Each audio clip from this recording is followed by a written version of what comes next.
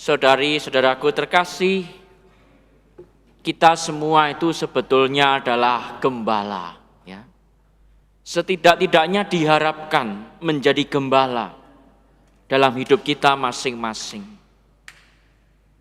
Saya gembala dalam arti imam yang melayani di gereja. Ada yang gembala dalam arti sebagai pemimpin keluarga. Atau Anda yang bekerja punya karyawan adalah gembala yang memimpin karyawan-karyawan Anda. Kita semua dipanggil sebagai gembala. Dan untuk menjadi gembala yang baik, pertama-tama kita mesti menjadi domba yang baik. Domba yang mendengarkan suara gembala dan mengikuti sang gembala kemanapun ia pergi. Dalam hal ini, gembala hidup kita ialah Tuhan Yesus sendiri. Tidak ada jalan lain selain itu, sebagaimana dikatakan berkali-kali oleh Yesus dalam Injil tadi. Akulah pintu. Pintu. Zaman dulu di padang Israel sana, kandang domba itu pintunya cuma satu. Lalu kalau malam supaya tidak ada pencuri dan serigala yang mengganggu domba-domba itu, gembalalah yang berjaga di pintu kandang itu. Dengan kata lain, gembala itu sendiri yang menjadi pintunya. Maka Yesus berkata, akulah pintu. Dalam arti itu, Yesus adalah pintu di mana kita akan merasa aman dan terhindar dari segala yang jahat. Maka kenalilah itu suara gembala itu. Dengarkanlah dia, ikutilah dia, dan kita akan selamat. Dan kita juga boleh menjadi gembala yang baik. Kita tidak akan pernah kecewa kalau kita ikut gembala kita, Tuhan Yesus Kristus. Walaupun banyak tantangan, tapi kita akan sampai ke tempat yang nyaman seperti digambarkan dalam Mazmur 23. Kita tahu yang menjadi Mazmur tadi. Tuhanlah gembalaku, aku takkan berkekurangan. Dibaringkan di rumput yang hijau, dekat air yang tenang. Itulah gambaran kalau kita mengikuti Sang Gembala sejati. Tuhan Yesus gembala kita tahu apa yang baik buat kita. Paus Fransiskus dalam suratnya untuk Minggu Panggilan beberapa tahun yang lalu mengutip pepatah dari Timur Jauh begini. Orang bijak pada sebuah telur dapat melihat seekor elang. Pada sebuah benih ia melihat sebuah pohon besar. Pada orang berdosa dia melihat orang kudus.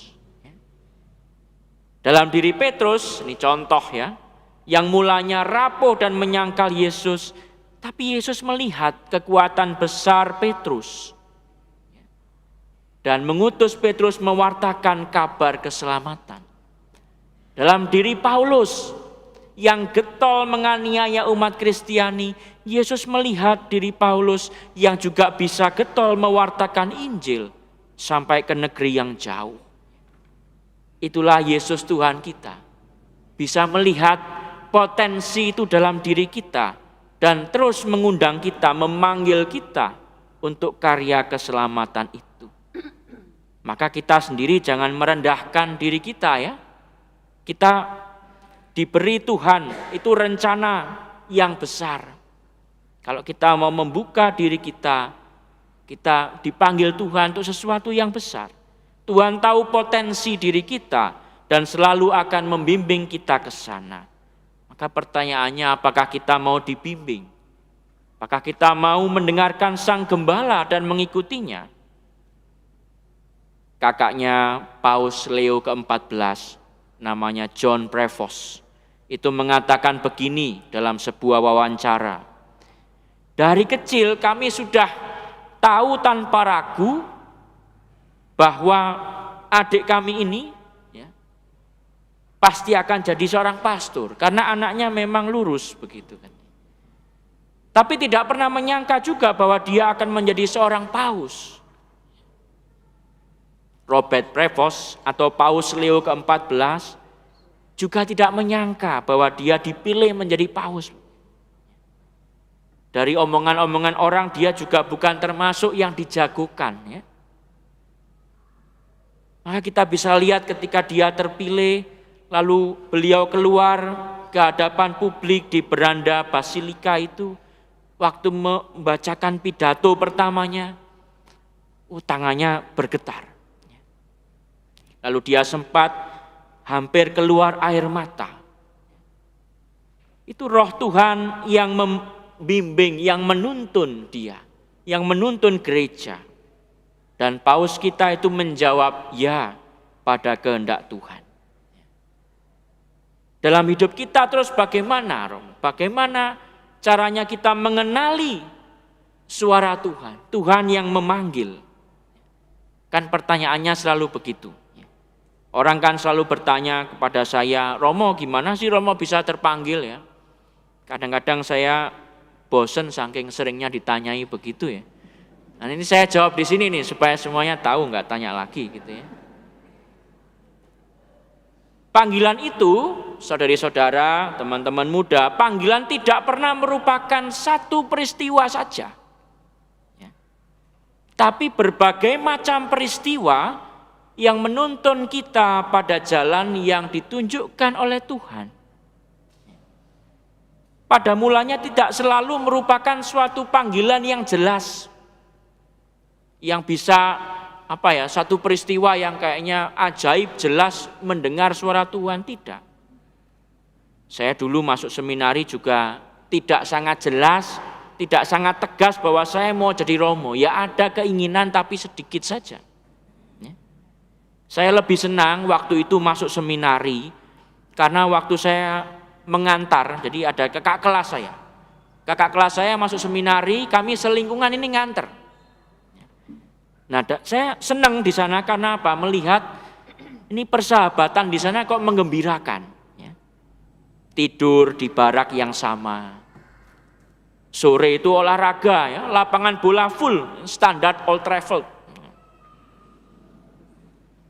Lalu sore-sore juga membersihkan kandang babi ya rame-rame yang dagingnya akan kami santap waktu pesta. Itu menyenangkan, menggembirakan bagi saya. Tapi mimpi menjadi romo itu ya tidak sangat jelas waktu itu. Tapi melalui bimbingan ya, artinya ini banyak peristiwa.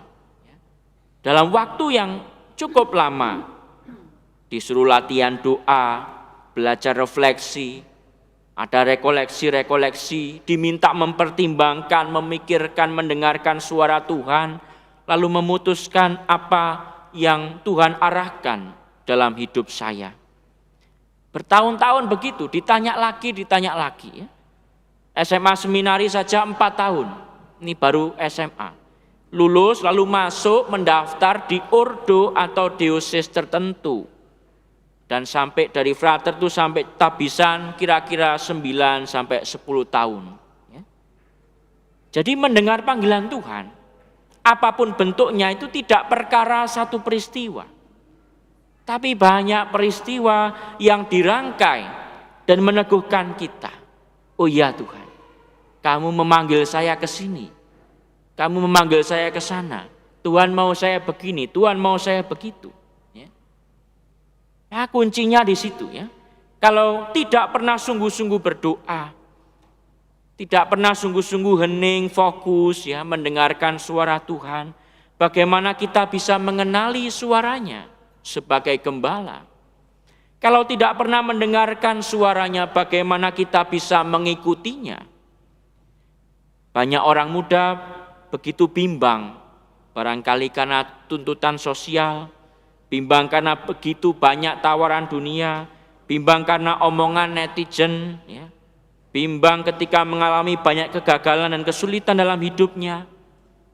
Maka diajak untuk apa? Kembali masuk dalam lubuk hati yang terdalam dan menemukan Tuhan. Tuhan pasti akan bicara di sana.